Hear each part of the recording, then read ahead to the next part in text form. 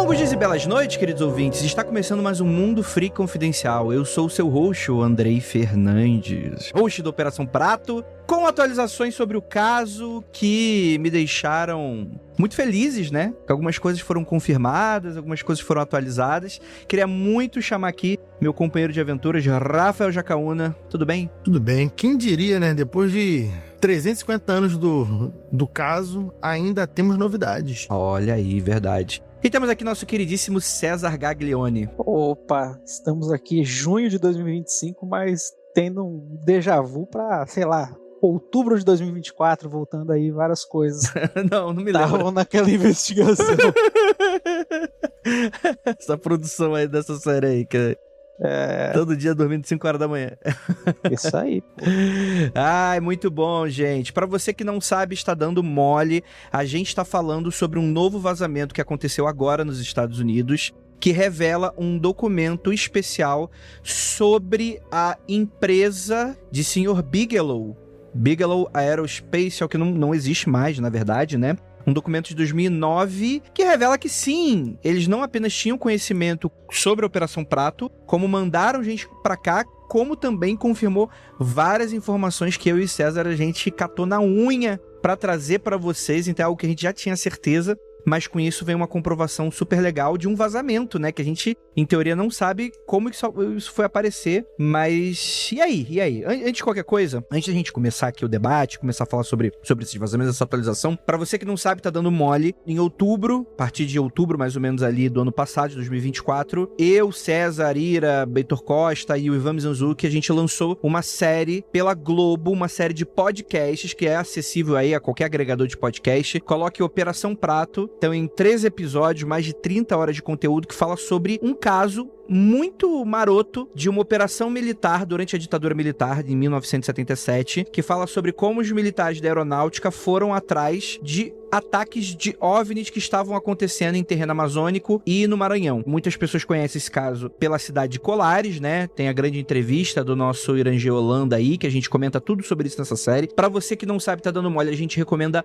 muito que você se atualize pela série, porque muitas das coisas que a gente vai falar aqui tem a ver com coisas que não apenas a galera da ufologia já sabia, como coisas que a gente foi descobrindo conforme a série foi se passando. E no episódio 13, que é o episódio final da série, é um episódio ali com 3 narrativas distintas, né? Uma é a gente tentando, né, desenhar aí a origem do fenômeno. Uma é a caçada das famosas filmagens, né? Que a gente acaba encontrando um material que comprovaria elas. Mas uma delas é aonde que essas filmagens elas foram parar, e onde certos documentos foram parar. E muito do que a gente traçou, principalmente por causa do César, né? Que é o nosso amigo jornalista que me ajudou a trabalhar com todas as hipóteses possíveis e imagináveis. Uma das hipóteses mais fortes que a gente tem é que esse material foi parar nos Estados Unidos, muito provavelmente na mão de um cara chamado Robert Bigelow, que é um cara que, pra você que gosta de conspiração, gosta daquelas histórias de filme de conspiração, acobertamento e etc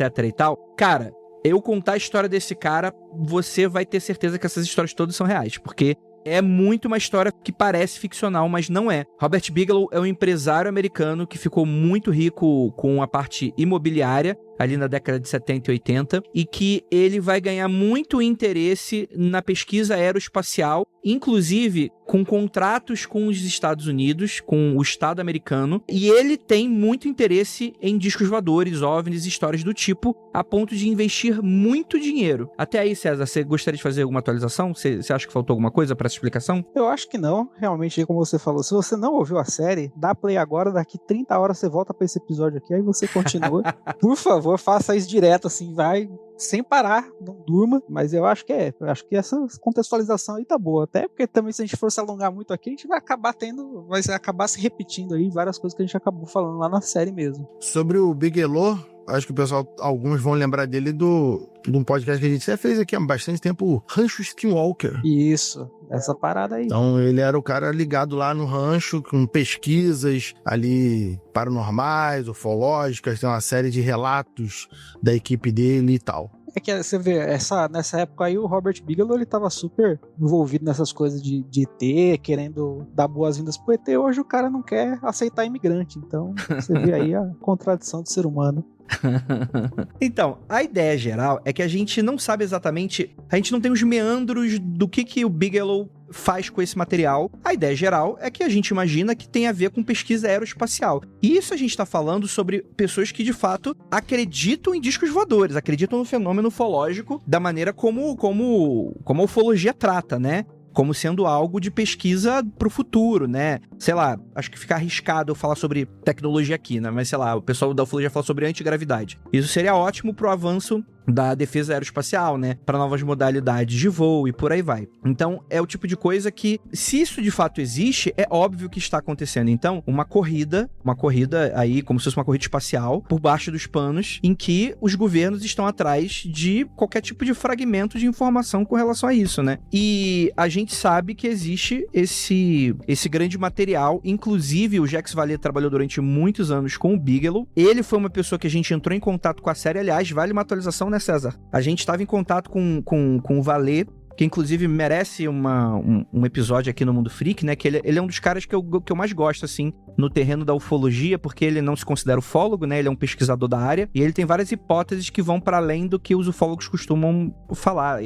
Em dado momento, a gente mostrou o material que a gente tinha conseguido para ele, e nós ganhamos a aprovação de que é um material real e que é um material que ele já tinha entrado em contato, né, César? Exato, pô. Isso daí foi uma alegria, né? Pô, Jacques Vallée, o cara foi um dos caras que inventou ali a tecnologia pra internet. O cara fez um filme com o Spielberg, Contatos Imediatos. Pô, o cara é uma lenda. E aí a gente fala com ele, a gente teve pouco contato com ele. Ele é um cara, já tá aí com seus, se não me engano, quase 90 anos, ou mais de 90. Pô, o cara é um milionário, tem mais o que fazer do que falar com dois paspalhos do Brasil sobre isso, mas ele deu ali, falou um pouco por e-mail com a gente, respondeu cordialmente alguns dos nossos e-mails, e ali ele falou que, enfim, deu a chancela dele de que realmente tinha ali uma legitimidade na coisa. E, enfim, a gente vai falar daqui a pouco. Isso acabou também legitimando algumas hipóteses do que a gente tinha, que agora com esse vazamento também acabam aparecendo por aí. Antes da gente continuar esse papo, eu tenho um recado bem importante para dar para você. Primeiramente, agradecer a sua paciência, a sua audiência, você que tá sempre aqui com o Mundo Freak. Lembrar da nossa campanha de financiamento coletivo recorrente, né? Como a nossa pequena mensalidade, como se fosse aquela nossa revista semanal, só que você recebe ela de graça, mas caso você queira contribuir, vá lá no apoia.se/confidencial, se você quiser saber do link. Não deu tempo de anotar, você vai no post desse episódio lá no mundofreak.com.br e no site inteiro tem lá o link para você postar e você contribuir e se tornar parte dessa pirâmide Illuminati. Eu tô muito feliz com a repercussão dos últimos episódios e tem coisa nova que a gente tá planejando pra cá. E é por isso que o apoio de vocês é muito importante. Então, considere se você tiver como e puder, a gente agradece. Toda a equipe do Mundo Freak e por aí vai. E antes da gente continuar esse papo, vocês escutaram, temos aí spots novos, né? Para você que é um pequeno gerenciador de conteúdo, para você que tem um pequeno empreendimento, dá um alô lá para Linda Mídias Digitais, que é uma agência focada em produzir conteúdo de qualidade para você que é pequeno ou médio empresário. E sem dancinha, sem trend, vai lá, dá um alô para eles. Os preços são super acessíveis para você que quer começar aí a aparecer com a sua lojinha, com a sua marca, enfim, com o seu perfil. Eu tenho certeza que você vai ser muito bem abraçado. E vou avisar pra você, hein? Pra quem escutou o recado da semana passada, temos o nosso penúltimo anúncio aqui com relação ao Magicurso de Marcos Keller sobre sigilos e servidores. E eu não vou falar nada, vou pedir pra Jay colocar pra você aí o link do episódio do Magicando de o que são sigilos e servidores, que eu tenho certeza que você vai ficar com vontade de fazer esse curso. O curso acontece agora no final de semana do dia 21 pro dia 22, então tem mais essa semana a próxima para você aí decidir se você quer mudar a sua vida para sempre. E é isso, prometi que o recadinho seria super simples, gostaria de mandar um abraço, um beijo para todos vocês e vamos agora entrar na máquina do tempo e voltar para esse papo que ficou realmente muito divertido. Vambora!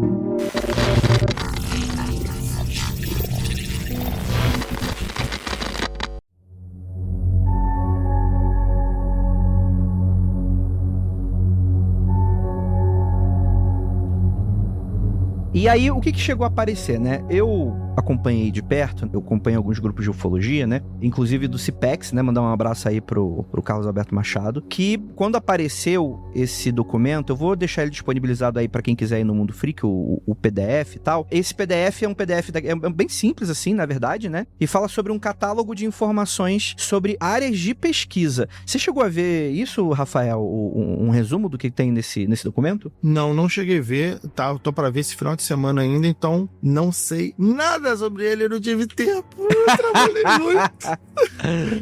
Tô sem tempo ultimamente. Mas antes que vocês entrem, né, saiam muito do assunto do Bigelow por causa pra não ficar um assunto velho, eu vou falar uma coisa que, assim, ó, trabalho jornalístico incrível, mas, na moral, qualquer conspirador já sabia que isso estava nos Estados Unidos.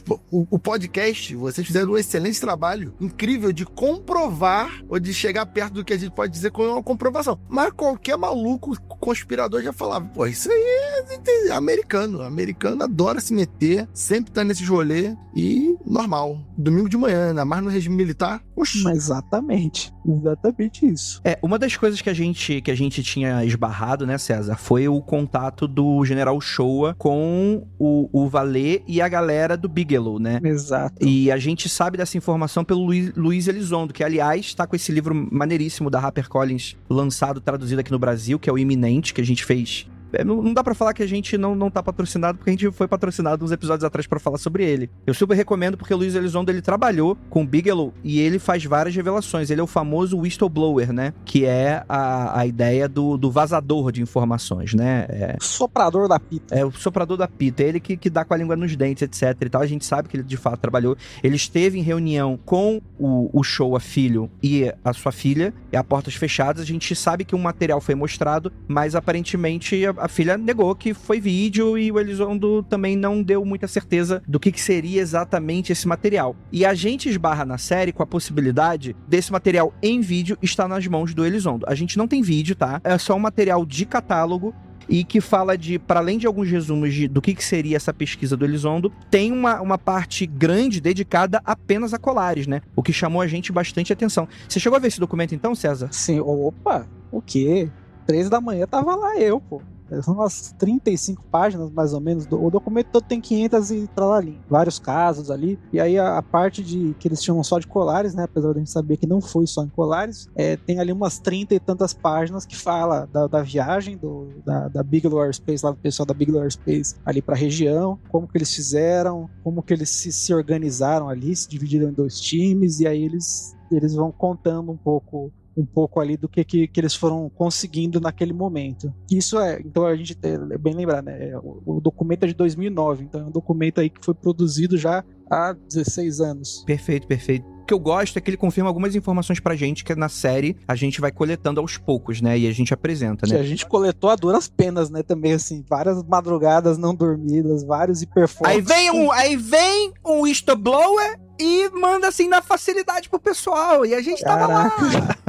Caraca, pô, a gente atrás desse negócio, nossa, eu sei lá até que aquelas coisas assim, você vai até a página 48 do Google, assim, tentando achar um negócio. E aí o negócio aparece assim, um dia, uma bela terça-feira, tá aqui, tá pronto na mão. Sim. A gente juntando todas as informações do Carlos Mendes, a situação dos militares e, enfim, todas as fontes que a gente rastreou, etc., a gente sabia que o pessoal do Bigelow tinha estado aqui no Brasil. Inclusive o Vallée algumas vezes, né? Assim como o Bob Pratt também, né? Que a gente não terminou sem a certeza exatamente se ele conversava com essa galera, mas ele já é falecido já há bastante tempo, né? O Bob Pratt, né? Mas a ideia geral é que a gente sabia que ali, por idos final da década de 2010, quer dizer, dos anos 2000, né? A gente já sabia que eles estavam por aqui e eles chegaram a conversar, né? E aí a nossa entrevista com a filha do Showa filho, né? Confirma essa informação nesse sentido. Inclusive um suposto convite para eles trabalharem junto. Como a gente exatamente não sabe. Mas dá a entender que de fato houve essa coleta de informações e que existe esse material. O que te chamou a atenção, César, para além disso aí? Tem alguma informação nova que você achou que seria relevante? Acho que a informação nova é que eles falam um pouco ali de alguns casos no Ceará, que teriam acontecido ali no início dos anos 2000, até com fotos ali de supostos fragmentos de naves ali, chips que teriam sido implantados e tal, e que ali eles tentam meio que correlacionar ali com as coisas que aconteceram na década de 70. Isso me chamou bastante atenção. E a outra parte que acho que para mim foi o meu êxito como jornalista foi que a gente confirmou que tudo que eles coletaram lá foi parar num banco de dados detectado pelo Jacques Vallée, chamado Capella, que a gente tinha assim, isso foi uma coisa que eu trombei por acidente num dia que a gente estava vendo. Ah, não, Capella. Não. Não. Isso.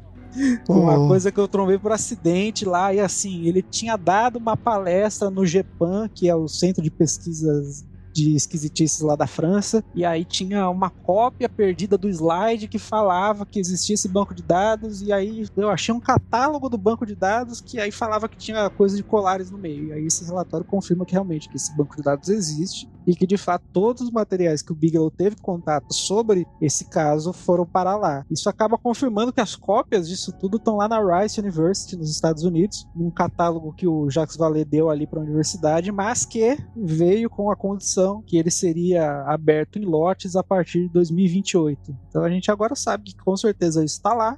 Pelo menos a cópia dessas coisas estão lá, e que pela contagem lá que o Vallée determinou, isso por volta de 2030 e 31 poderia ser aberto ao público. Exatamente. Agora a desgraça é esperar até lá, né? Como é que é? Você disse que quando pode ser aberto ao público? Então, o Jacques Vallée, quando ele fez essa doação, ele fez uma moratória, falando que, eu vou dar isso tudo para vocês, isso tudo vai poder ser de acesso público, mas vocês têm que começar a partir de 2028. Então são, se eu não me engano, 7 lotes de materiais. Então, 2028 abre o primeiro lote, 2029 abre o segundo até acabar. Rapaz, isso dá um pano pra uma conspiração. Muito. Porque o pessoal, sobre chegada dos ETs, caramba, fica tudo pra 2029, 2030. O cara diz, só pode abrir o documento em 2028. Ei, caraca. Exato. A gente até perguntou pra ele, falou assim, mas pô, a gente tentou, né, Andrei? Falou, vou até dar uma amiga. Falou, pô, aqui, a gente tá fazendo um negócio sério, você não podia abrir aí pra gente um pouco, falou, não, irredutível. Só colares. A gente não precisava ver o resto, só ele, não, irredutível, porque ele falou que tinha questões de privacidade, de pessoas que estavam envolvidas, enfim, uma série de coisas que estavam em jogo ali, aí ele falou, não, essa moratória vai permanecer, ela vai ser aberta a partir desse período aí que eu autorizei. Então a gente tem que esperar que uma boa alma tenha feito uma cópia e vaze. Se você tá ouvindo e tem essa cópia aí, vaza pra nós. Não foi fácil vazar o relatório? Vaza o resto também, pô. Uma coisa que também é bom reforçar é que, sabendo dessas informações, tem um diálogo que a gente traça ali no final do episódio, que é uma coisa que é muito relevante. A gente tá falando sobre material do governo brasileiro, né? Na ditadura. Exato. Que foi parar nos Estados Unidos para material de pesquisa de outras pessoas. Alguém vazou isso. A gente não sabe se isso foi uma colaboração oficial. O que a gente, assim, eu não sei o César, mas deu a entender pra mim que não seria o caso, porque os governos estavam meio brigados na época. Mas dá a entender também que talvez isso tenha sido comprado ou cedido pra algum tipo de benefício. De que ano você tá falando? Que isso ficou pronto e supostamente teria ido pra lá? Então, a gente não sabe o ano exato. A gente sabe que o material é coletado entre 77 e 78, com talvez alguns pouquinhos anos depois. A gente tem o Bob Pratt. Primeiro que a gente tem o Holanda, né, conversando com um americano que a gente nem sabe se é espião mesmo, né? Isso aí já mora aí uma coisa bem problemática aí nessa questão toda, né? Mas a ideia geral é que a gente não sabe se de fato isso ocorreu, a gente não saberia que ano isso pode ter sido vazado. Pode ser tanto em 2009, quanto nos anos pregressos aí, de alguma maneira. Tipo, 2009, tipo assim, poderia ser confirmações de estudo, pegar mais informação, mas isso poderia ter sido vazado ou vendido de alguma maneira, porque, em teoria, existem documentos que a gente não tem acesso e a gente sabe que existiram. E a gente traça a hipótese de que talvez eles possam ter sido destruídos. E a gente sabe que até 2005 eles estavam em Brasília no Condabra, que foi quando teve aquela reportagem do Fantástico, que o nosso querido Luiz Petri estava junto, e que os militares lá falaram, vocês podem ver aqui vários documentos, inclusive teria um relatório lá final que nunca teria sido divulgado, e que até 2005 a gente tem certeza que eles estavam em Brasília. E aí depois que a gente perde essa linha de onde foi parar. Mas deixa eu perguntar agora uma curiosidade. Esses documentos não poderiam ter mais de um grupo de originais? Porque esses documentos já poderiam estar nos Estados Unidos desde a década de 80, por exemplo. E o que ele teria lá nos Estados Unidos seria... no governo na época eram aliados, tinham interesses em comuns, e aí com todo o movimento já da época falaram, manda também uma cópia aí para os amigos nos Estados Unidos, não poderia? assim, poder tudo pode. Só que a gente também fala bastante disso no último episódio da série, é que a gente tem essa imagem dessa aliança Brasil e Estados Unidos na época da ditadura muito forte, principalmente ali pelo apoio dos Estados Unidos no golpe de 64, mas em 77, quando a parada estava acontecendo, essa relação estava bem desgastada. Ela estava uma relação bem, assim, bem problemática para as duas partes. Não, chegava até a ser meio tensa, né? Tipo, o Brasil tentou construir a bomba atômica, os Estados Unidos não gostou dessa porra. O Brasil queria começar a investir em pesquisas nucleares ali, com apoio da Alemanha Ocidental. Os Estados Unidos ficou, não pode, eu que tenho que ter o monopólio disso aqui. Então tava uma relação bem estremecida, que até tinha coisas assim que chegavam um pouco ali nessa parte da aeronáutica, dessa coisa da Operação Prato, mas a gente via que era uma relação que estava muito desgastada naquele momento. Pode ter melhorado depois, como de fato melhorou, e pode ter tido cópia, isso daí tudo pode, mas naquele momento exato que estava acontecendo, era uma relação que estava bem tensa, estava bem problemática para os dois lados. Eu falo isso, mas pelo sentido que uma coisa não interfere necessariamente em outra. Eles poderiam estar tensos, como vocês falaram, não teria problema. Contudo, os acordos pregressos, os acordos sobre essas questões mais sensíveis, poderiam estar rolando do mesmo jeito. Então, é que tinha acabado de ser rompido esse acordo. O acordo, a Operação Prato começa ali a acontecer por volta de agosto, setembro, né? Os aparecimentos, eles tinham rompido um acordo lá de cooperação dessas questões militares e sensíveis em maio. Então tinha acabado era um acordo que datava lá da época da Era Vargas ainda. Então era um acordo que tinha começado lá atrás e que naquele momento foi rompido e teve todo ali Entendi. Uma questão deles ali que abalou essa... Mas assim, lógico que pode, existe essa possibilidade sempre. Mas a gente também viu que tinha um rancinho, principalmente ali dos militares que eram,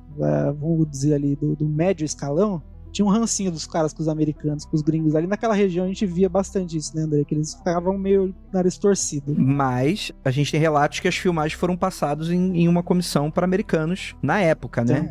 Também tem isso. Então, a possibilidade existe. O fato é que pode ter acontecido qualquer coisa. Mas se foi passado, a gente não sabe. E a gente deveria saber, porque isso aí é material brasileiro. E não tem nem como checar, né? A gente não tem nem como checar, não tem nem documento pra ter lastro, pra tentar saber como ter uma materialidade disso. Porque tem algumas problemáticas nisso. O primeiro delas é porque, literalmente, isso é material brasileiro. Acho que não tem problema se o governo decidir fazer algum tipo de missão diplomática em conjunto, troca de material. Eu não veria problema nisso, as claras ou não, se isso é algo pro bem da nação ou qualquer merda assim. Eu acho que o que me pega muito nessa questão é que, beleza, gente, a gente já entendeu que você é cético, você não acredita em discos voadores, vida alienígena, e eu nem tô falando que essa parada existe. O que eu tô falando é o seguinte: tem bilionário investindo muito dinheiro em pesquisa nessa área, e a gente tá cedendo material pra eles. A gente cedeu material pra eles. Por que o governo brasileiro cedeu material que pode ter um custo inimaginável tecnológico? Exato. A gente até discute um pouco isso na série, falando, os caras sempre dizem, um negócio menor, assim, o Andrei aqui sabe, eu fui super cético, eu fui a parte mais cética dessa série toda. Uhum. Até a gente se debruça ali numa hipótese bem humana da origem de tudo isso, mas o fato o direito à memória é nosso, o direito de talvez ter algum retorno de uma possível tecnologia avançada que estava sendo usada ali é nosso. E isso foi cedido, ou supostamente cedido ali de maneira totalmente leviana, sem nenhum tipo de processo legal, documental, tendo em vista. Sendo que assim, se a gente fala assim, uma tecnologia desenvolvida no Brasil, sei lá, de aeronáutica, a Embraer fez alguma coisa muito foda, e a gente entregar isso para outro país, isso ia ser um escândalo completo, e com razão. Uhum. Mas como era um caso assim, já faz tempo, negócio de disco voador, ninguém se importa com isso. César, o pessoal entregou ET de Varginha, não entregar a mala de documento, Ô, César. Exatamente. Entrega tudo. E a gente fica muito... Acho que essa é a parte ali, acho que o eixo central que tem que ser, principalmente do último episódio, esse direito à memória nos foi tirado, sem a população brasileira ter nenhum tipo de voz em relação a isso.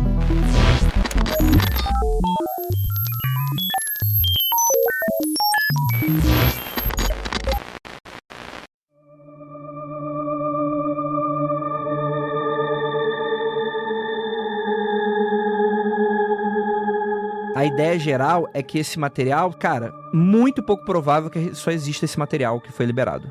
Esse suposto relatório de 180 páginas que estava em Brasília até 2005, ninguém nunca viu, só as pessoas que foram lá naquele momento viram. E a gente tem as fontes dizendo ali, cruzamos várias informações falando que realmente estava lá. Aí depois o que aconteceu com isso? Pô, ninguém sabe, mudou de prédio, não catalogou, sei lá, ninguém mais soube para onde foi essas coisas. Alguém ganhou um malote de dinheiro forte, pesado. E não tá nem mais morando no Brasil, essa que é a verdade. Realmente. E caiu. Cadê o documento? Tava aqui. Não sei, tinha documento aqui? Puxa vida. Então. Eu acho que no podcast a gente tenta dar muito cuidado na hora de falar isso, porque é meio que... Se foi algo, por exemplo, o governo brasileiro durante a ditadura fez e queimou os documentos e a gente não sabe que isso foi feito, ok. Se o material estava guardado e alguém com acesso a esse material surrupiou esse material e cedeu no âmbito particular e ganhou dinheiro, aí a gente tá falando de crime. Real mesmo, né? Mas aí, Andrei, você tem que lembrar uma coisa que é a responsabilidade do César no podcast é jornalismo. Aqui, meu compromisso é com a conspiração. Eu tô aqui pra deixar o ouvinte assim. Talvez faça sentido. O jornalista é o César, é o teu trabalho no podcast. Aqui eu não tô fazendo jornalismo. Pau no cu do jornalista. É isso aí. Foda-se o processo que a gente vai receber, né, Rafael? Não. Aqui se o pessoal falar, eu tô falando no campo da suposição, da hipótese. E se? É um supositório só que a gente tá fazendo. Sim. Pois é. Quem não pode fazer isso é vocês na matéria jornalística. Apesar que o menino jornalista tá morrendo há muito tempo, né? Tá aí respirando canudinho há muito tempo. Exatamente. Tá respirando por aparelhos. A gente tenta traçar um pouco... Cara, a gente trabalhou com várias linhas de investigação. Então, assim, a gente falou de coisas estranhas que a gente citou, né? A gente citou a relação da família Show, nananã. Mas a grande verdade é que a gente não encontrou nenhum batom da cueca com relação a nada. Nesse sentido, a gente sabe que pode ter a gente sabe que esse material se teletransportou pra lá em algum momento. E essa é a parada, a gente sabia disso. Então eu falo por mim, tipo, eu acho que, porra, é uma parada muito foda a gente ter dado essa exclusiva, né? A gente ter trabalhado nessa informação antes de todo mundo e ter feito essa descoberta. Não apaga o que a gente fez nesse sentido, pelo contrário, só confirma, que só mostra como a gente, porra, fez um excelente trabalho com relação a isso. Agora, resta saber o que é esse material, porque, como eu falei, esse material foi vazado. Não foi a Bigelow Aerospace, que inclusive nem existe mais, que vazou essa informação, que liberou essa informação oficialmente, né? Quem vazou essa informação? Por qual motivo? Será que os próprios já não vazaram por algum tipo de... para deixar essa história meio acesa? A gente não sabe. Quem é o whistleblower? Será que tá vindo novidade? Será que tá vindo algo interessante nesse momento? Tornar um pouco da informação pro público e o assunto tá sempre requentado? Eu falo assim, ó, eu já, como jornalista, já cobri pandemia, já cobri guerra, já cobri eleição, vários momentos históricos. Me dê pelo menos o primeiro contato. Me dá isso na minha vida, pô, não aguento mais esse negócio besta que a gente tem que ficar aqui passando nesse mundo, pô, me dê um negócio assim, né, substancial. Primeiro contato, pelo menos. Se for uma crise, seja crise do mundo com os alienígenas, né? Pelo menos, se for pra ser guerra, que seja a guerra dos mundos. Negócio, não dois velhos brigando, de dois velhos brancos brigando por, sei lá, por pedaço de terra. Mas se você parar pra pensar, vai ser dois velhos brigando por um pedaço de terra, só que um velho é de outro planeta. Não, mas porra. Indo por esse lado. Mas aí é muito pessimismo da sua parte achar que os caras teriam a mesma configuração que a gente. Bom, se eles vierem cá pra treta, pra guerra, aí eu tenho que pensar que eles têm a mesma intenção, entendeu? Não sei não. Já tô com o meu panfleto pra cima, né? Falando meus salvadores, por favor, venham logo. Com o celular em cima da cabeça. O fim está próximo. Com o celular em cima da cabeça, na frente de um quartel. É isso, gente. Tu vai chamar o leão, o Shankar. Mas aí quando ele vier, Andrei, tu faz um movimento com a mão, ó, levanta a mão, para na frente do seu peito, faz um coraçãozinho assim. Essa é a forma que eles se cumprimentam. Agora, Andrei, assim, eu acho que além disso tudo que tava ali meio que permeando o trabalho que a gente já tinha feito, teve coisa nova que veio, que foi, pô, ali que existiram casos similares na região entre 79 e 96. Sim. Aí que me pegou de que a gente não tinha, pelo menos, assim, a gente trabalhou muito nessa série, eu não tinha visto, assim, esses outros episódios posteriores àquele momento E tem uns ali bem fortes e que repetem exatamente o padrão que a gente viu em 77, 78, né? Uhum, sim, com certeza, né? E isso é algo que, inclusive, eu não sei se eu cheguei a falar isso pro César, mas eu e o Heitor, a gente conversou muito sobre. A gente achou, eu não lembro agora se era um ataque, mas a gente achou em um estado que não era, em 76, um relato muito similar com o da Operação Prato. Eita. É que assim, mano, foi 30 horas de série, a gente não tá aguentando mais. Era uma coisa que ia ficar muito, não tinha como, tipo, não teria como costurar essa história. Mas se eu não me engano, deixa eu pegar aqui onde é que era o estado. Era uma região, inclusive, que ela é cortada por um rio. Tá, agora ficou fácil, André. Agora ficou fácil. A região cortada por um rio. Eu vou te falar. Belfor Roxo. Duque de Caxias. Eu vou ter que resgatar isso, que agora, acho que se eu não me engano, foi no Tocantins, que fica logo abaixo do Maranhão, né? 76 tem um relato muito parecido. Eu não lembro se é um relato de ataque, mas eu lembro que eu tava conversando com o Heitor e a gente falou, porra, isso aqui de fato tá muito parecido. É que não tem um volume de ataques, né? Tipo, essa é a parada, né? Não tem o mesmo volume.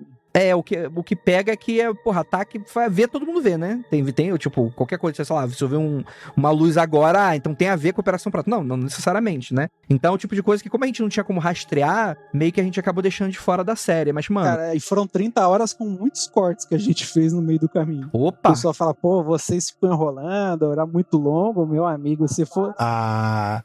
Para, pô, vocês vão fazer daqui a pouco o corte Zack Snyder do podcast, pô, que isso? Olha, daria pra fazer. Daria. Inclusive, tem coisa que... Mano, o relatório da Operação Prato, sem brincadeira, eu tava sonhando com ele já. Eu reli aquela merda várias vezes. Eu reli. A quantidade de informação que eu não tive como verificar, mas eu fiquei com a pulga atrás da orelha... É muito grande. Que a gente não falou na série, é muito grande. É muito grande. A história do Carlos Mendes que fala que se eu não me engano, eu não lembro se o Flávio estava envolvido, mas que o Holanda teria se encontrado num hotel não lembro agora se com Bob Pratt, e teria mostrado os vídeos no hotel que o Carlos Mendes cita. Tem essa história aí, A gente chegou a dar uma pincelada nessa história aí, mas a gente não foi muito atrás. Provavelmente... A pessoa que estava vazando... Quem escutou a série sabe quem estava vazando. A pessoa que estava vazando provavelmente já estava vazando na época dos ataques. E provavelmente pode ter dado alguma merda. Tem várias informações que a gente encontrou o cheiro, mas que a gente, por não ter como... Eu vou dar uma pista só pra vocês. Durante a entrevista com o Carlos Mendes, ele fala que quando ele encontra lá o Biamir Siqueira e o Ribamar dos Prazeres, eles estavam indo de carro pra Mosqueiro. E ele encontra, se não me engano, era um Fusca que eles estavam utilizando, com uma espécie de pano, uma pintura, que era num padrão de cores. Se não me engano, era vermelho, preto e amarelo. Se não me engano, era isso. Vermelho, preto e amarelo. Carlos Mendes afirma que teria perguntado por que eles estavam com aquilo em cima do carro. E eles falavam, porque os OVNIs vêm. É pra gente estar tentando uma espécie de contato. Beleza. Quando eu estou lendo, isso não tá na série, tá, gente? Isso aí inclusive, eu quero escrever um livro pra colocar umas coisas dessas aí. Quando eu tô vendo o relatório, os primeiros relatórios da primeira parte, que o Flávio e a galera vão lá em Ubintuba, em região, fazendo aquela coleta de informações das testemunhas e vítimas que foram atacadas, pelo menos 2 padrões que estão escritos das cores dos OVNIs é exatamente as cores que o Biamir e o Ribamar estavam utilizando um ano depois para ir para Mosqueiro e ir atrás. O que isso significa? Nada. Pode ser apenas uma coincidência. O que isso dá a entender para mim? Que muito provavelmente, inclusive Flávio ia direto para a região de Mosqueiro fazer vigília lá. É muito difícil eles não terem se conversado. Biamir e Ribamar, inclusive, que tiravam as fotos, que inclusive essas, não sei se todas, mas uma parte desse material não era deles, era da aeronáutica. Cara, eu sempre confundo o exército. Era da aeronáutica. Então, assim, muito provavelmente esse material já estava sendo vazado para a imprensa. Existem grandes chances disso. Tem batom na cueca? Não, a gente não tem ninguém que fale. Esse Carlos Mendes falava, não, a dupla de jornalistas, de fotojornalistas, estava lá e estavam entrando em contato direto e pegando essas informações diretamente do Flávio, diretamente de alguma outra... A gente não tem essa informação, que seria uma informação que comprovaria. Isso dá, inclusive, a seriedade do nosso trabalho, né? Que a gente não pode ficar também fazendo afirmações que não fazem sentido. Por exemplo, eu saber que esse material é da aeronáutica e não deles, por quê? Porque no relatório, e isso o ufólogo que tá aí fazendo sensacionalismo no YouTube, eu não tô falando especificamente de ninguém, mas que, por exemplo... não, você tá, mas você não vai falar quem que é, mas você tá, a gente todo mundo sabe, vai. A galera nem lê a porra do relatório, que deveria ser assunto básico.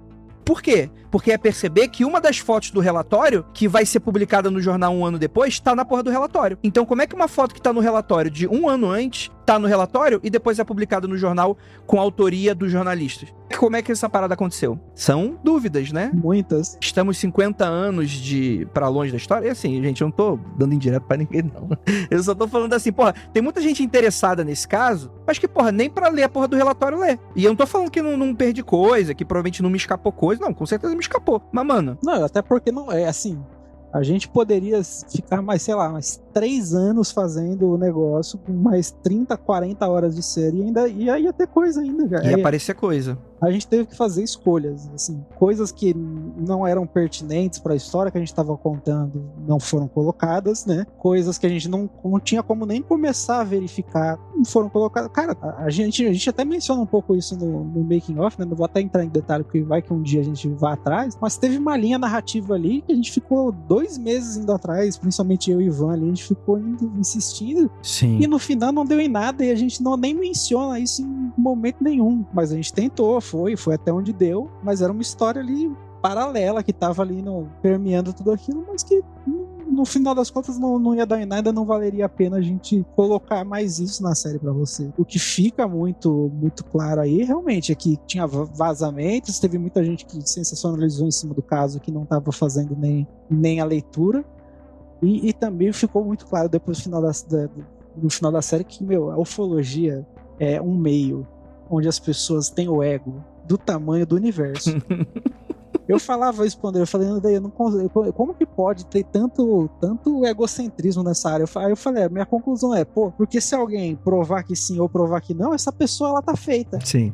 Ela vai ter os louros eternos, sejam eles quais forem, mas é por isso a gente acaba vendo aí um pessoal que enche a boca pra falar, não, eu achei tal coisa, ou não sei o que, tarará. E no final das contas é tudo um grande trabalho aí, que sempre é mais coletivo do que se aparenta ser. Sim. Mas César, me fala qual lugar que o pessoal que trabalha, seja lá com o que for, não tem um ego inchado. Ah, não, isso sempre. É que nesse caso eles tentam, não sei, esse pessoal eles tentam se colocar ali como grandes heróis. E até um pouquinho ali do pensamento conspiracionista, né? De você falar que você tem um conhecimento que a casta de letrados não tem. Eu acho que no Frigir dos Ovos, essa história, ela fala pra gente algumas coisas. Primeiro que fizemos um bom trabalho, estou orgulhoso, de verdade. Quando eu vi o meu nome do Ivan ali na Wikipédia do Operação Prato, porra, foi do caralho, né? A galera da ufologia precisa se unir mais, tá? Eu não sou do meio, tipo assim, a gente tem um mundo freak a gente fala sobre esses assuntos, né? Eu não me considero um ufólogo, talvez eu seja um pesquisador da área, talvez pra me considerar. Mas de verdade, eu não vou ficar brigando por autoria de crédito, como essa galera gosta de ficar brigando nesse sentido. Deu pra ver que por você não ser do meio, não ser o amiguinho de algumas pessoas, a galera evita falar teu nome. Não me incomoda, porque eu acho que, beleza, porra, foi um trabalho foda, fomos pagos legal, achamos um negócio, escrevemos nosso nome no negócio e a gente não precisa do reconhecimento de quem quer que seja nesse sentido. Mas eu fico especialmente feliz, mas que fica também um pouco desse alerta pra galera da ufologia. Não precisa falar meu nome, mas é uma galera muito desunida. É uma galera que, se você se não for um amigo teu, ou um parceiro teu necessariamente, a galera realmente ignora teu nome mesmo. Não fala de onde tá tirando. Tem muita gente que foi dando informações do nosso podcast sem citar. E, novamente, não me chateia, porque eu acho que serve pra isso. A gente tem ligando informações pro mundo. Eu não preciso disso pra sobreviver, não é meu oxigênio nesse sentido. Não, Andrei. Agora, eu não quero te defender, eu não quero que é advogado de pobre e trujão. Mas vai tomar no cu, porra. Se a pessoa tá citando qualquer pesquisador, seja do tempo que for, a pessoa gosta de citar, não, porque o fulano, o autor do Hobsbawm, não sei o quê. Pô, se você tá tirando informação de uma fonte, cita pelo menos o podcast, pô. Não lembra o nome dos indivíduos? Cita pelo menos o podcast que você tá citando, que foi uma pesquisa, é o mínimo. Pô, não lembro realmente qual o nome, pô, daquele gordinho, não lembro o nome do outro barbudinho. Ok, lembrar o nome de todo. Agora, o nome da fonte, tipo assim, eu não lembro o nome do autor, mas lembro o nome do livro, sabe? Pô, mas pelo menos... Não, assim... Então, a crítica envolve mais isso, na verdade, novamente. Cara, eu nem me incomodo com essa porra. Mas isso pra mim é um grande sintoma do que se tornou ufologia hoje, que é o quê? Ninguém cita ninguém, todas as informações são que eu consegui. E se foi outra pessoa que conseguiu, eu não vou dar fonte, não é nem porque eu não sei, mas é porque eu não quero dar o louro pro outro, porque eu tenho que sentar em cima do assunto e ficar. E não tem problema, porra, dá abraço pro Rony, o Rony citou a gente na última live que ele fez. A galera super citando, mandando as coisas pra gente. Lá no CIPEX também o pessoal citou a gente, falou, porra, qual é a opinião de vocês? Vocês deram uma olhada no negócio e tal. Tem uma galera que é, porra, super de boa, assim, não fez, tipo, não é nada demais, assim, né? Mas, tipo, porra, a menção é válida, é super legal. Mas, tipo assim, mas fica essa coisa meio... eu sinto que a galera da esotérica dá mão com a galera da ufologia nesse aspecto. É uma briga de... E discordando um pouco do Rafael, eu sei que todo lugar tem ego, sei lá, advocacia, medicina, e nananana. Mas, porra, um tá pesquisando homem cabeçudo, o outro tá pesquisando ocos pocos. Então, porra, vai tomar no cu, também não se leva tão a sério assim também, né? Porra, tu também não é tudo isso aí, não. Mas, enfim... Eu gosto, pelo menos, que o resultado foi super válido nesse sentido e que demonstra que, porra, a gente tava no faro certo, né? E o que eu acho que também é desejo do César nesse sentido, a gente queria avançar. Eu acho que esse era o rolê que eu mais queria, que estava dentro da minha cabeça. Eu queria fazer um grande compilado do que é essa operação. Inclusive, muita gente criticou essa linha narrativa. Eu não vejo problema com a crítica, eu assumo a crítica, mas foi uma decisão criativa, não foi por falta de habilidade, quase nesse sentido de como fazer um roteiro. Tipo assim, a gente escolheu colocar a maior quantidade de informações possíveis, porque eu achava que esse projeto ia ser muito importante daqui pra frente. E sinto que, modéstia à parte, qualquer pessoa que for tratar sobre esse tema do zero vai ter que em algum momento passar pelo nosso trabalho. Não tem como não passar pelo nosso trabalho. O nosso trabalho tá, cara, super chuchuzinho nesse sentido. E, pô, fico muito feliz aí pela galera que não citou a gente, vagabundo. Exatamente. Teve uns aí também, não vou falar nomes, teve uns aí que tirou a gente pra merda. E falando, que esse pessoal aí, eles, enfim, entraram com uma verba aí, ficaram pesquisando um pouquinho mais, mas não viram que eu, aqui, esse grande indivíduo que sou eu aqui, com a minha roupinha, continuei aqui. Não, para, vai tomar no cu vocês estão foda aí, vai se fuder você. Não, a questão, César, a questão aí, né, que o André tá falando, você tá falando, tem muito disso, mas tem também, sabe do quê? Por que não me convidaram pra fazer o projeto? Porque eu... Ah, sim, tem.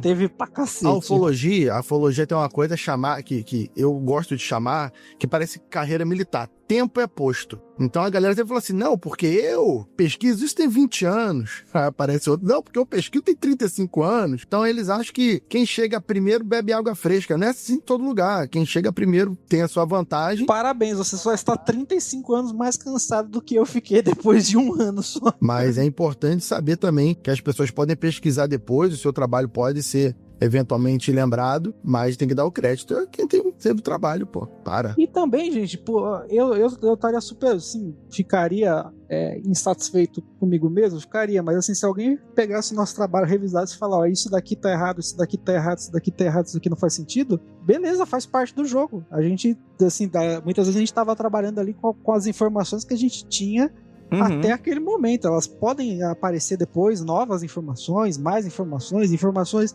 que contradizem aquilo que a gente fez e tá tudo certo. A gente fez com base no que a gente tinha. E aqui a gente sempre deixou claro, tudo que a gente falou naquele momento tava ali apurado, a gente deixou lá à disposição os documentos na nossa wiki também, tá tudo ali para quem quiser ver. Lógico que pode aparecer coisa depois, e se aparecer, ótimo. Que se complemente, que desprove. Mas é isso que o pessoal não sabe, mano. É isso que o pessoal... E aí, vai novamente, quero ficar aqui criticando a ufologia não, mas é isso que é um problema sério. Não, talvez eu queira um pouco sim. Mas... Não, eu não. Meus grandes amigos ufólogos aí. Um abraço pra todos vocês. Mas é muito esse afã de liberar informação. É informação nova, testemunha nova, foto nova, e nananã. Só que, tipo, você não faz uma análise da fonte, das paradas. E isso é algo que vai depreciar muito o trabalho. Porque quando você errar, você vai ficar quieto porque foda-se, né? Você só quer mandar informação nova porque de beleza. Eu entendo, todo mundo quer viver do que ama, todo mundo quer, né? A novidade, a nova novidade, compre meu novo livro, etc e tal. Mas se você quer ser visto como ciência, e novamente, eu nem acho que o que a gente fez aqui foi ciência, mas a gente estava muito mais próximo disso do que qualquer outra coisa nesse sentido, né? Ah, não, isso com certeza. Porque a gente fez uma análise de dados, né? A gente bateu com inteligência... Como é que é? Como é que é? Vocês fizeram pesquisa? A gente fez pesquisa. Ah, não. Porra. Você... Não, para. Isso aí não existe mais, pô. Não existe mais. Isso aí acabou. Isso aí acabou. Porra, do gato derrubando tudo aqui, ó. Não, mas a ideia geral é que, tipo assim, mesmo a gente errando, e não teria nenhum problema a gente errar uma linha narrativa, e não, André, na verdade não aconteceu E teve isso. correção que a gente fez no meio do caminho, a gente até falou, isso daqui a gente passou errado. Sim, a gente foi corrigindo o vida que curso. segue, toca o barco. Mas, pô, eu errei, eu chamei umas 2 vezes lá o Holanda lá de exército e passou na edição. Mas a ideia geral é que não tem problema errar, só que, tipo assim, a gente fez de tudo pra não errar. A gente bateu todas as informações, a gente bateu todos os dados. A gente tentou procurar 2, 3, 4, 5 testemunhas, né?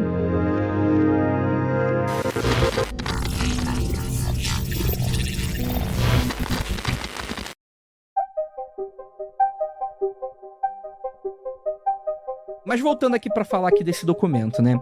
Esse documento muito com design horroroso de Word é do BAS, né? Que seria o Bigelow Aerospace Advanced Space Studies 10-month Report.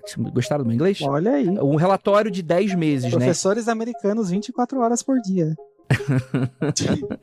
Que foi liberado. Esse é um documento do dia 30 de julho de 2009, então ele foi produzido nessa data, né? Então esse é um relatório, então com certeza tem mais coisa, dessa pesquisa de 10 meses. Nisso, é dividido em sessões. A gente tem a primeira sessão, que é a criação da organização BAS, né, e a sua infraestrutura. A sessão 2 são os projetos e as pesquisas, né, um sumário. Então tem as investigações do BAS, né, os contracts awarded. As licitações que foram. Licitações, perfeito. Tem os comitês, tem os projetos, e dentro dos comitês, tem 9 comitês. O projeto de física, o projeto engagement. Engagement seria o quê? Engajamento. Não, é que parece que é do Twitter, né? Engajamento. Engagement. Engajamento ali, engajamento. Deve ter uma palavra melhor pra isso aí. Não, é engajamento mesmo. Então, eles estão ali falando muito de como que é o engajamento das partes envolvidas nesses estudos. Entendi. Meio que é como que a dinâmica, né? Isso. Tem o projeto Cooperation, tem o projeto Blue Book Materials, né? Ou seja, atenção, gente, livro azul aí, citado, né? Projeto Campus, projeto História Oral, projeto Database, né? E análise de arquivos governamentais. O projeto Northern Tier, o que seria isso? Nordeste? É um pouco isso ali, não é exatamente Nordeste, nortenho. Tá. Eu não li em profundidade essa parte, mas coisas que estão ali mais voltadas ali pra parte do Ártico. Entendi. Lá pra cima. E o projeto Colares Brasil, e abaixo, uma parte que falando mais da América Latina, e que tem alguns planos estratégicos para 2010, né? E 4 apêndices. O apêndice Org Chart, o apêndice... Que é organograma. Isso. O apêndice de investigação SOP, o apêndice Capela e o apêndice América do Sul Org Chart também. O organograma da América do Sul. Exatamente, né? Com isso, a gente confirma várias dessas informações aí que a gente tinha. Só no índice já tinha muita coisa aí pra gente falar, né? Sim. Então é isso. Ó, se tem gente vazando coisa, é porque... Eu não sei se isso pode ser indício de algo maior, mas dá pra mim a impressão de que tem coisa se movimentando e que talvez esteja pra sair coisa. Quando você sair no History Channel, a gente vai saber. É porque, cara, e aí eu não sei de onde eu tô tirando isso, mas eu acho que é uma questão, já que eu sou um jornalista agora, né? Eu acho que é o meu feeling jornalístico. Mas eu sinto que isso tá sendo preparação. E eu não tô falando de desacobertamento, essa coisa mais teórica da conspiração, mas que provavelmente alguém pode estar testando a água, porque esse documento é mais antigo, né? Talvez tenham documentos mais novos e mais relevantes dentro desse rolê. Porque eu acho muito pouco provável, talvez isso tá sendo vazado sozinho. Eu não sei se o César ou o Rafael compartilham da minha opinião.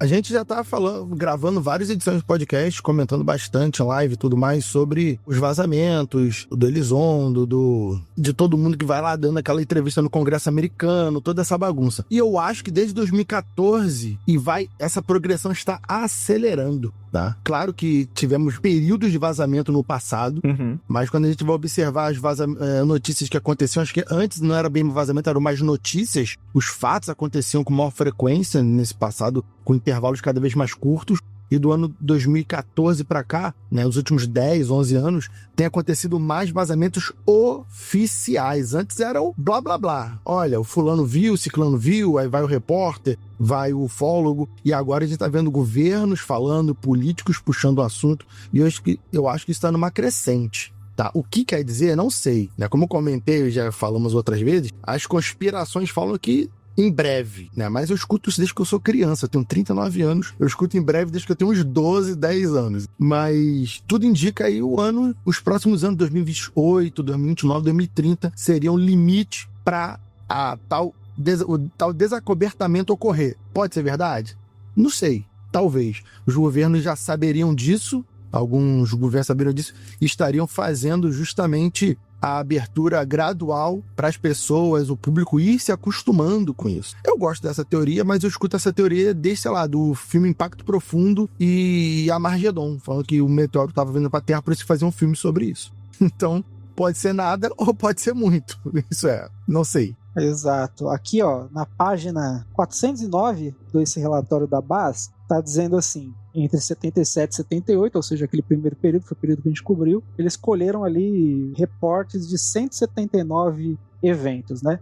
Então, 151 foram reportados pelos militares, 94 foram observados pelos militares, 2 deles tiveram efeitos eletromagnéticos, 23 tiveram efeitos fisiológicos, 3 supostamente teriam mortes associadas, fotos e vídeos coletados ali, a gente não sabe, eles usam esse guarda-chuva de fotos e vídeos, seriam 40, e teriam 4 eventos que teriam envolvido seres. E ali naquela escala dos encontros, contatos imediatos, né, teriam sido 51 contatos imediatos de primeiro grau, 19 contatos imediatos de segundo grau, 2 contatos imediatos de terceiro grau e 3 contatos imediatos de quinto grau. O quarto grau, que seria a abdução, não teria nenhum.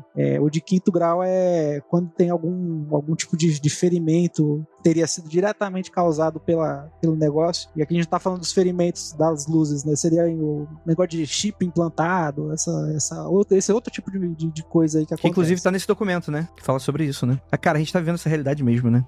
A gente tá aí no outro mundo. E várias fontes, né? Inclusive várias fontes que a gente usou, pessoas que a gente entrevistou tal, também são citadas aqui em outras ocasiões. Boa. Tem um nome de todos os envolvidos da Operação Prato. Isso eu achei muito maneiro. Sim. Porque a gente entrou em contato com a boa parte deles. Ou pelo menos tínhamos material de boa parte dessa galera. Agora, posso falar do trechinho aqui que me pegou? Página 419, que aí já tá falando do que seria ali a segunda, eles chamam aqui de Colares 2, né? Então seria a segunda onda, que seria a onda de 79 a 96. Página 419, tá dizendo assim: Joana Anita Rodrigues Ferreira e sua filha Elisvalda viram uma bola com cor de fogo a cerca de 400 metros da casa deles em Carnaubinha, Brasil, em 1988. Depois que a luz desapareceu, elas continuaram com a vida. De repente, o OVNI apareceu mais uma vez e veio ficou a 10 metros de distância delas. Fazia um barulho, um humming noise. Humming noise seria tipo um negócio assim, não sei como definir isso em português. É o barulho do enxame, que o pessoal fala, né? O motor de geladeira, né? Isso, barulho do enxame, isso. 2 homenzinhos apareceram a 5 metros dela. Joana, que estava grávida de 5 meses, abortou 7 dias depois. Elas disseram que uma árvore na propriedade foi queimada. Isso daí pra mim acaba voltando ali num dos casos que a gente menciona ali, a Silvia, né, tava grávida, não sei o que, volta um pouco nisso, mas com, assim, essa coisa de um contato com seres mesmo. Uhum. E aí o desenho, também tem o desenho, na página 420 tem o desenho do que teria sido mais ou menos esse negócio, que é totalmente diferente de todos os desenhos que a gente tinha visto no relatório. É um negócio que parece meio que parece um sol, mas também tem um negócio que parece aquela parada do anjo bíblico, um negócio assim, meio esquisito. Então isso daí me chamou bastante atenção nesse sentido. Muito bom. E aí, Rafael, tá empolgado? Olha, vou ser sincero contigo, assim, eu parei de me empolgar com ufologia porque são mais de 20 anos vivendo de empolgação, né? A gente vai ficando velho. Uma hora acaba. Você fica se empolgando com qualquer coisa, você cansa, e a gente vai ficando, exato, a gente vai ficar cansado, assim, caraca, quando aparece alguma novidade eu vou lá, dou uma vistada, mas assim, caraca, é agora, hein? É agora, tá chegando. Chegou, não, agora vai. Eu parei de falar agora vai. Eu só espero que aconteça. Quando acontecer, eu vou mandar mensagem pra muita gente falando, eu avisei.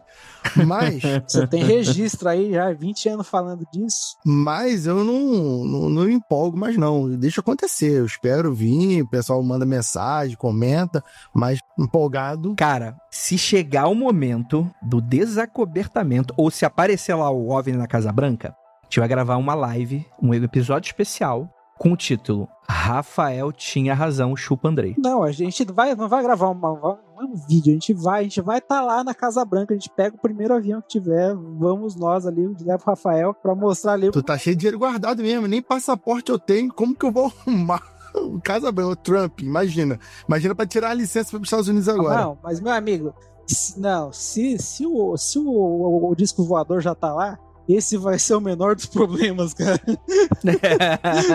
É verdade, aí você tem um ponto. Perfeito. César Gaglione, considerações finais. Considerações finais é que, cara, a verdade ainda está lá fora e a gente tem, cara, daria fácil aí pra gente fazer uma segunda temporada, mas eu quero deixar aqui registrado que a gente está vendo aqui acontecer ao vivo, Andrei, que ficou. E isso acontece com todo jornalista, Ivan vai falar a mesma coisa. A gente fica tão imerso na parada que quando a gente tá fazendo a investigação, a gente lembra qualquer fiapo de informação com facilidade. 6 meses depois que acabou, meio que assim, é um vácuo na sua cabeça, você esqueceu tudo, você não lembra nome, você não lembra a data, você não lembra de onde foi. É isso, cara. Eu já, assim, se me perguntar assim, eu já não vou lembrar mais de nada. Tenho que ficar consultando. Quem? Operação quê? Operação quem? Porcelana? O que é isso? Não sei o que é isso. Não. Cara, acontece isso, é bizarro. A gente, assim, parece que meio que a gente acaba a história, vai ali pra um arquivo no cérebro que fica armazenado em algum canto que a gente não consegue mais acessar. A mente tá cansada. Exatamente. Rafael, considerações finais. Considerações finais, olha, mais coisas aparecerão, porque eu acho que isso é o certo. O que vai aparecer? Não tenho ideia. Mas eu tô nessa vibe disso que eu comentei. Estão aparecendo várias coisas porque algo está para vir.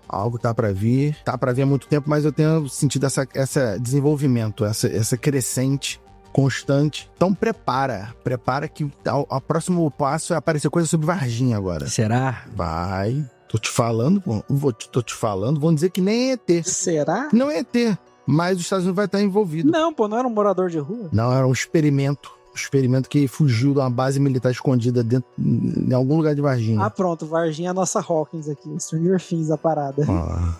O ET de Varginha é o nosso Vecna. Tô te falando.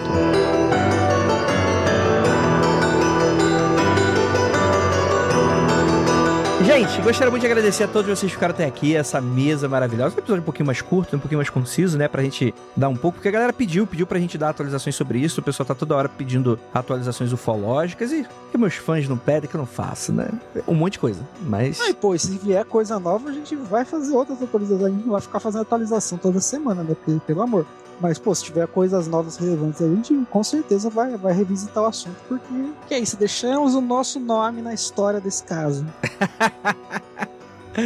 Ai, bom demais, gente. É isso. E não olhem para trás.